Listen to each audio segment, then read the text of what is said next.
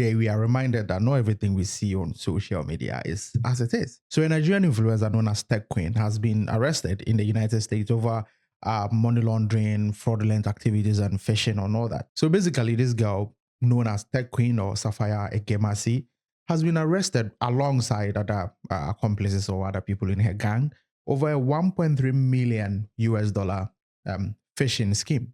Not phishing as in fishing fish in the water or in the lake, but fishing as in cybersecurity, where you create a website to scam people, take people's information. You basically impersonate one website and then you use that to take people's information and whatever. So basically, that's what she's been doing. So you see, this is a reminder that not everything we see on social media is as it is. There are lots of, especially the youth, are under so much pressure on social media because they think all these people are making it, all these girls or these tech girls or these bros in tech or these cryptocurrency guys are making it, and they put themselves under so much pressure. Sometimes it's not always so. Sometimes there's things that go on way deeper underground that we don't get to see or we don't get to witness. And this is a perfect example, because talk about the number of people this girl has inspired, the number of people this girl has put under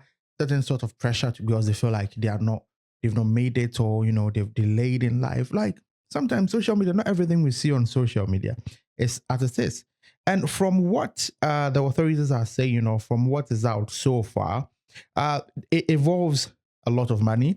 And so basically they are accused of engaging in internet fraud and money laundering between September 2021 and February 2023. So is it the thing with the FBI or these American security agencies is they can tag you, they can be on your tail or on your trail for years, and you wouldn't have a clue. You wouldn't have any idea that they are there, but they are there. They are just watching. They are in the shadows. They are looking. They are waiting. And then when the time is finally right, when they've gathered enough internet, they grab you. That is it. So what they did was they targeted agencies across the US, including the city government of Kentucky, using phishing campaigns and spoofed websites to steal employee credentials and route public funds into fraudulent bank accounts. These people are bold. So they didn't even attack, or they didn't even target individuals. They target actual government bodies, and then like the city of Kentucky, the entire government, the city government of Kentucky. Like, at least target some old woman sat in a corner. You target and did they think you're not going to be found out? Did they think they're not going to be traced? Here's my take on this whole social media influencer thing, stuff.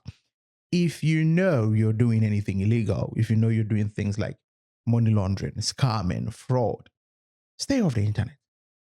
Stay away from the internet. Don't come to the internet. You can do whatever you do, but please stay away from the internet, because I don't understand the concept or the mentality behind, I know that I'm doing something illegal, but I'm going to put myself out there in the spotlight.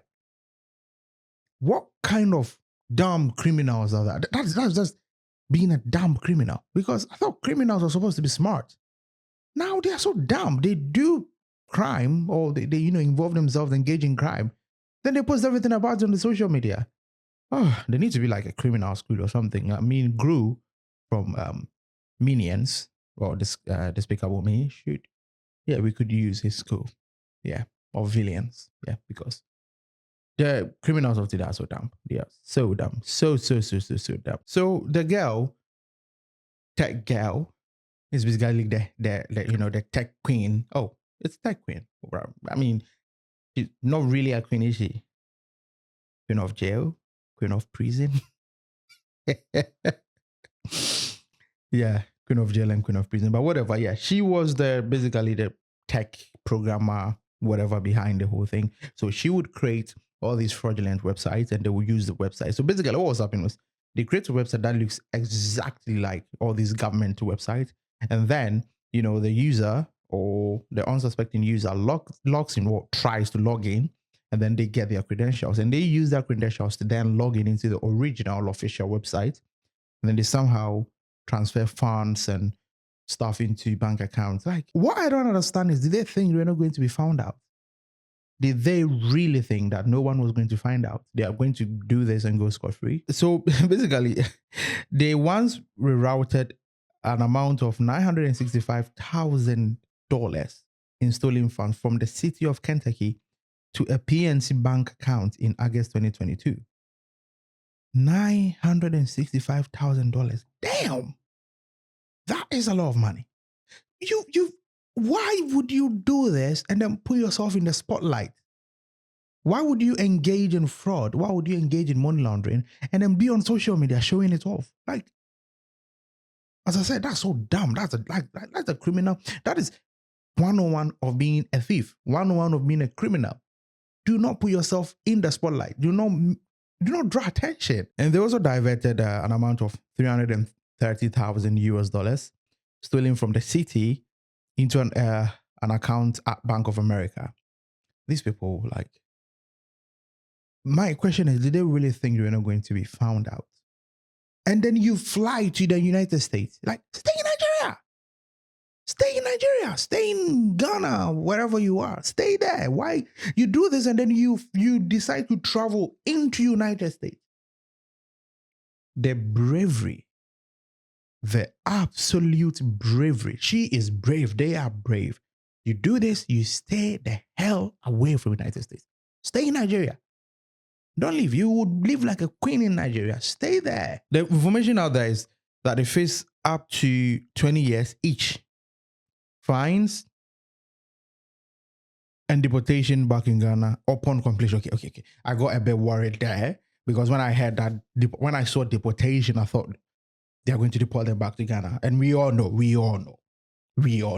if they get deported back to their countries, that's the end of the journey. They are not going to jail. They'll just give somebody some money and that's it. But they're going to face 20 years each, get fined, and then after 20 years, they will be deported back to Ghana and Nigeria. I mean, the girl is what, 28?